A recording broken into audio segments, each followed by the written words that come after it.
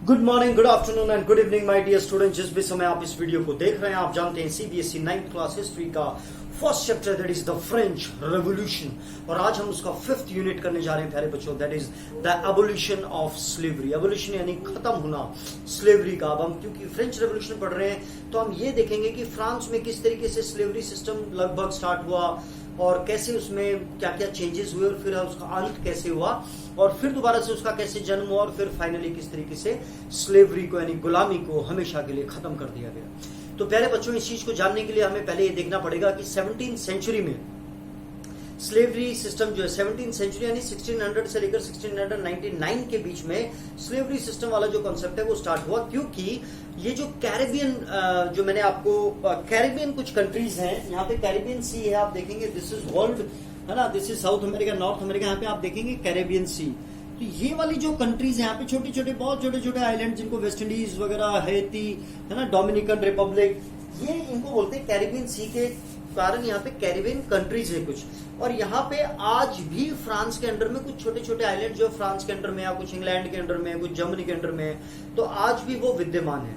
अब हुआ क्या कि जब ये 17th सेंचुरी में जब ये स्लेव वाला कॉन्सेप्ट स्टार्ट हुआ या फिर डिमांड्स किस चीज की बढ़ने लगी, या कैसे पता चला कि भाई उनको जो है टोबैको चाहिए, शुगर चाहिए, इंडिगो जिसको नील बोलते हैं वो चाहिए, कॉफी चाहिए, तो इसके लिए क्या हुआ कि इनको जाना पड़ेगा कहाँ, कैरेबियन वाले एरिया में, क्योंकि वहां पे इसकी प्लांटेशन काफी अच्छी होती है। लेकिन अब जो यूरोपियन लोग हैं वो इतनी दूर जाना, अनजान जगह पे जाना और काम करना, फिर वो चीज करना, मतलब वो उससे फेडअप थे, मतलब दे गिव अप कि भाई हम ये नहीं करेंगे। तो उसका उन्होंने एक अल्टरनेट क्या निकाला, उन्होंने एक ट्रायंगल बनाया। आपको पता है अफ्रीका हमेशा से बहुत ही इलिटरेसी के मामले में, गुलामी टाइप में, और आप देखेंगे कि आपको इस चीज के बारे में बताया कि अफ्रीका को बहुत ज्यादा एक्सप्लॉइट किया है। तो प्यारे बच्चों एक ट्रायंगल बना, और वो जो ट्रायंगल बना प्यारे बच्चों दैट इज यूरोप। अब फ्रांस आप देख रहे हैं यहाँ से जो इनके जो बिजनेसमैन थे, जो ट्रेडर्स थे, वो कहाँ जाते थे, अफ्रीका में जाते थे, है ना।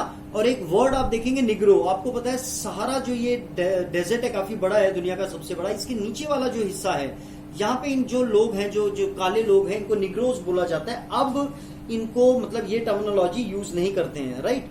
तो ये और ये वाला, तो ये एक ट्रायंगल बन गया, राइट। आप समझ रहे हैं, यूरोप से अफ्रीका में गए, यहाँ से उन्होंने स्लेव्स खरीदे, उनको टाइटली पैक किया, उनको शेकल्ड किया, मतलब चेन से बांधा, और उनको ब्रांड किया, मतलब लोहे का गरम कुछ करके कि ये मैंने खरीदा है। तो मतलब क्या करते थे कि दो जगह पे फ्रांस की, एक बॉर्डियोक्स और एक नैंटेस, उसकी भी आप एक बार लोकेशन देख लें प्यारे बच्चों, क्योंकि वैसे आपको बताना होना चाहिए। अगर आप इतने बड़े मैप में, यानी कि पूरे वर्ल्ड का मैप है, ज्यादा बड़ा मैप भी नहीं है, इसमें भी आप देखेंगे तो फ्रांस में आपको यहां साउथ में दिखेगा बॉर्डियक्स, दिस इज बॉर्डियक्स, राइट। और यहां आप देखेंगे नैंटेस ऊपर। तो ये दो जगह ऐसी, क्योंकि आपको पता है पानी के साथ है, तो यहां से जो ट्रेडर्स थे वो कहां आते थे, अफ्रीका में। और यहाँ पे फिर वो जो लोकल वहां के चीफन्स थे, वहां से उनसे स्लेव्स खरीदते थे। वो जब स्लेव खरीदते थे प्यारे बच्चों, तो उनको मतलब लोहे की या किसी उस चीज से उसके ऊपर ब्रांड लगाया जाता था। आप समझ रहे हैं, मतलब जानवर जैसा हाल किया जाता था, उनको चेन से बांधा जाता था। और जो शिप में उनको बहुत ही टाइटली, मतलब अगर 5 लोग आ सकते हैं तो उसमें 15 लोगों को फिक्स किया जाता था, और 3 महीने की एक लंबी जर्नी के बाद उनको कैरेबियन तक पहुंचाया जाता था। आप देख रहे हैं अटलांटिक, ये पूरा अटलांटिक ओशन है, तो इसको क्रॉस करते हुए तो 3 महीने लग जाते थे उस समय यहाँ इन टापुओं तक उनको पहुंचने में। तो ये सब वो इसलिए कर रहे थे ताकि वो प्लांटेशन, यानी कि जो इंडिगो है या जो शुगर है, कॉफी है, इनकी जो डिमांड्स उसको कॉप अप कर सकें। तो इसके कारण क्या हुआ, जो बॉर्डियक्स और नैंटेस जो जगह है, जो वहां के जो बिजनेसमैन है, वो बहुत ही ज्यादा रिच होते गए, उनके पास काफी पैसा आने लगा। तो ये हमने समझा कि जो सिचुएशन थी स्लेव्स की, कि भी किस तरीके से ट्रायंगल बना, कैरेबियन क्या है।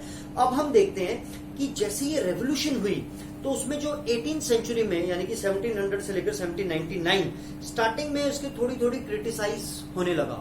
लेकिन नेशनल असेंबली, आपको पता है नेशनल असेंबली ने इसके ऊपर डिबेट किया, लेकिन नेशनल असेंबली भी ना मतलब दबंग लोगों की नहीं थी, वो मतलब डिसीजन लेने लायक नहीं थे लोग। वो भी मतलब ऐसे, आपको पता है कि पैसे से रिलेटेड ही उसमें वोटिंग, एक्टिव, पैसिव एंड ये सब था। तो वो इस चीज की डिबेट तो जरूर कर रहे थे कि भाई जो फ्रांस में तो क्योंकि स्लेवरी सिस्टम था नहीं, तो जो उसकी कॉलोनीज हैं, जो जहां जहां पे उन्होंने जीता हुआ है, तो क्या वहां पर भी स्लेवरी सिस्टम को खत्म कर दिया जाए राइट टू मैन के हिसाब से? लेकिन अब देखो वो कितने डरपोक लोग थे ना, कितने, मैं कहूंगा कि कितने निकम्मे लोग थे कि उनको डर था कि जो बिजनेसमैन लोग हैं, जो बड़े बड़े, जो मैंने बताया जो बहुत पैसा कमा चुके थे, बॉडी एक्सनेंटस या और, क्योंकि उनका बिजनेस, उनकी जो अर्निंग थी वो इन स्लेव से ही होती थी, तो उनके डर से इन लोगों ने उस चीज को पास नहीं किया। बट फिर आया कन्वेंशन मैक्सिमिलियन रॉबस्पियर, और आप जानते हैं मैंने उनके बारे में कहा है कि बड़े अदब से उनका नाम लेना चाहिए हमें। तो मैक्सिमिलियन रॉबस्पियर बड़े दबंग व्यक्ति थे। उन्होंने कहा कि ना सिर्फ फ्रांस में बल्कि जहां जहां पर भी फ्रेंच का सब्जेक्ट्स हैं, यानी कि जो लोग हैं या जो हमारी कॉलोनीज हैं, हर जगह पे स्लेवरी सिस्टम को खत्म कर दिया जाए। लेकिन आपको पता है कि उसके बाद उनका बुलेटाइन हो गया था, और ये जो टाइम पीरियड है कहीं ना कहीं 10 साल तक, 10 इयर्स तक, 1794 से लेकर 1804, आपको पता है 1804 में नेपोलियन बोनापार्टे ने कंट्रोल अपने हाथ में ले लिया था।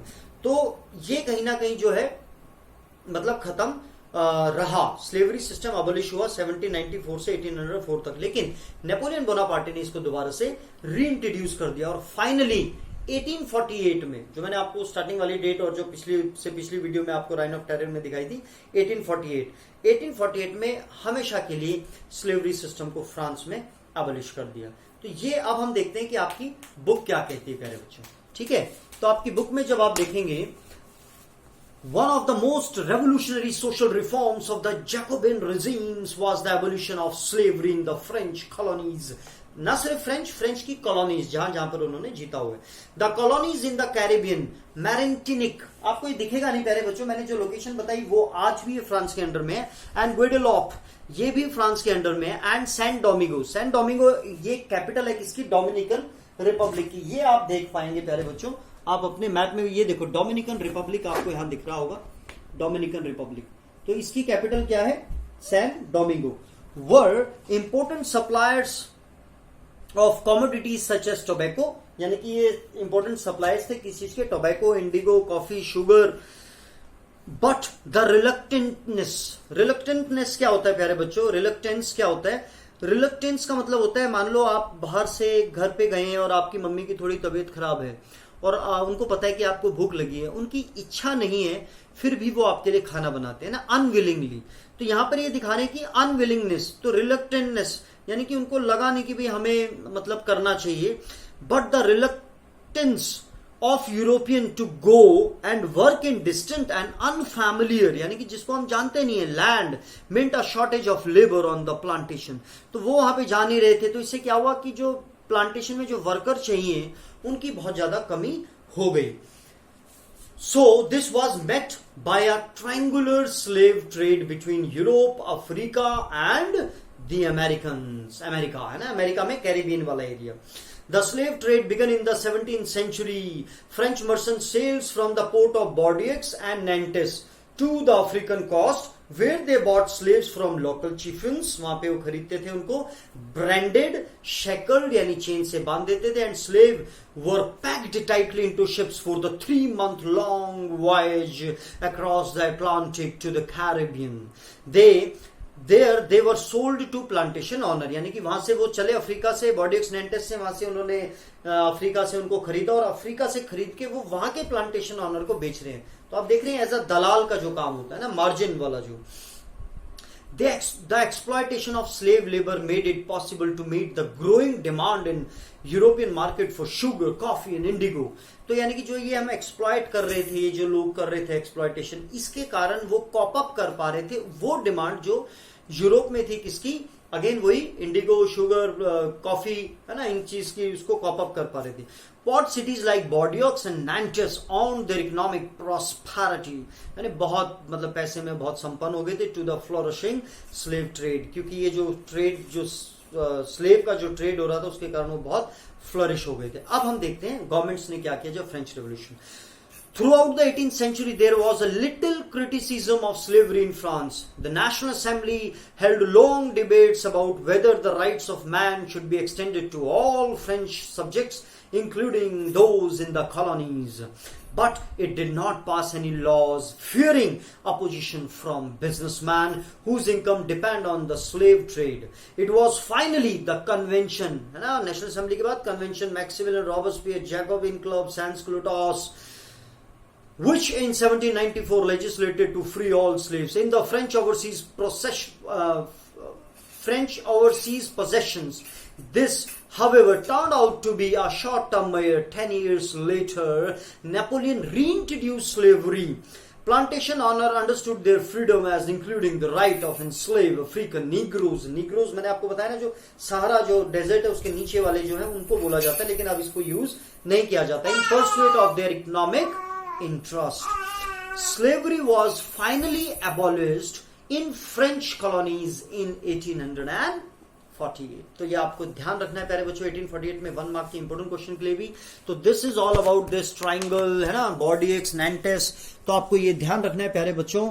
और आई थिंक इसमें कोई अगर आपको डाउट है तो आप मुझे कमेंट बॉक्स में पूछें. This is for your click. और आपने देखा मैक्सिमिलियन रॉबस्पियर कितना दबंग व्यक्ति था. God bless you all. Love you all.